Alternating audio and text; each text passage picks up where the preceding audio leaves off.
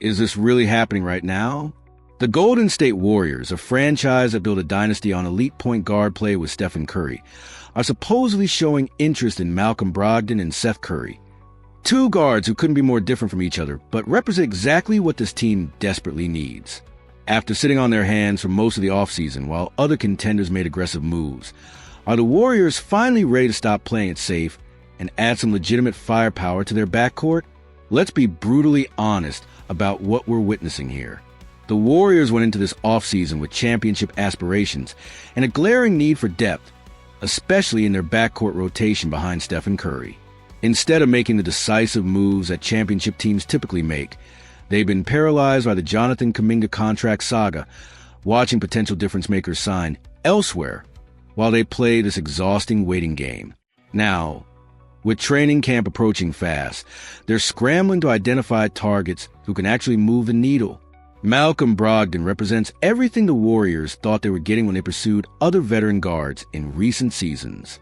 This is a former Sixth Man of the Year who brings legitimate scoring punch, playoff experience, and the kind of basketball IQ that fits perfectly within Golden State's system.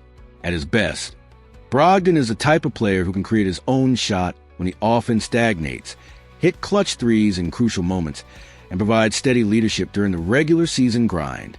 The fact that he's even available speaks to how complicated the modern NBA has become, where talented veterans can suddenly find themselves without homes due to salary cap gymnastics. But here's where this gets really interesting. Seth Curry brings a completely different skill set that might be even more valuable for what the Warriors are trying to accomplish.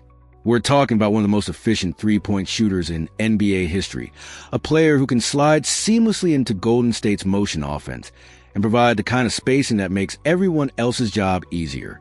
Seth isn't just Steven's brother. He's a legitimate weapon who's proven he can perform on the biggest stages, including deep playoff runs with multiple franchises. The psychological element of potentially adding Seth Curry cannot be understated.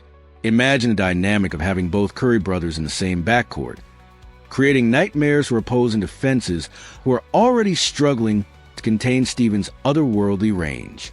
It's the kind of move that would send shockwaves through the league and give the Warriors a unique identity that no other team could replicate. Plus, Seth has shown throughout his career that he can handle being in his superstar brother's shadow while still making crucial contributions when it matters most.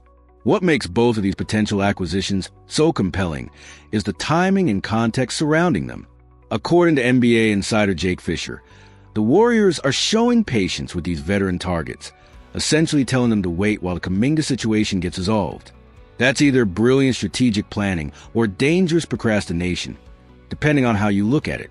Championship windows don't stay open forever, and the Warriors are gambling that their preferred targets will still be available once they figure out their internal drama. The Kuminga subplot continues to be the elephant in the room that's affecting every decision the Warriors make. Multiple reports suggest that despite the public posturing and contract standoff, Kuminga will eventually cave and accept Golden State's offer, something that could have been resolved weeks ago without all this unnecessary chaos.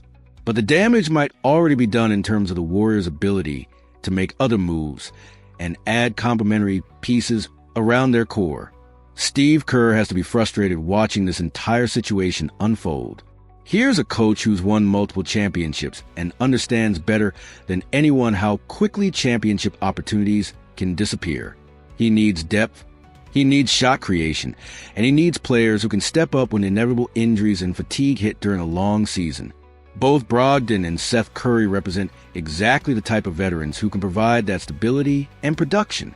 The fascinating part about these potential targets is how they represent two different philosophical approaches to team building. Brogdon is a proven scorer who can carry the offensive load when Curry rests or struggles, giving the Warriors a legitimate secondary offensive option that they've lacked in recent seasons. Seth, meanwhile, is a perfect complementary player who makes everyone around him better, without needing plays called for him or requiring significant touches to be effective. From a financial perspective, both players represent reasonable investments for a team trying to balance championship aspirations with long-term salary cap management. Neither is going to command max money or require the Warriors to gut their depth to acquire them. They're the kind of savvy veteran additions that championship teams typically make, Low-risk, high-reward moves that can pay massive dividends in crucial moments. The broader context here is that the Warriors are finally acknowledging what many observers have pointed out all season. They need more offensive firepower and backcourt depth if they want to seriously compete with the league's elite teams. Last season's playoff elimination exposed their lack of reliable scoring options beyond their core stars, and both Brogdon and Seth Curry would address that weakness directly. But here's the crucial question that Warriors fans should be asking. Why did it take this long for the organization to pursue these types of moves? Both players have been available for weeks, and other contenders have been making aggressive moves to improve their rosters, while Golden State sat paralyzed by internal negotiations. Championship teams are supposed to be proactive, not reactive, and the Warriors' hesitation might cost them valuable opportunities. The patience that Fisher mentions could be strategic brilliance or costly procrastination. If the Warriors land one or both of these targets and make a serious championship run, their measured approach will look genius in hindsight.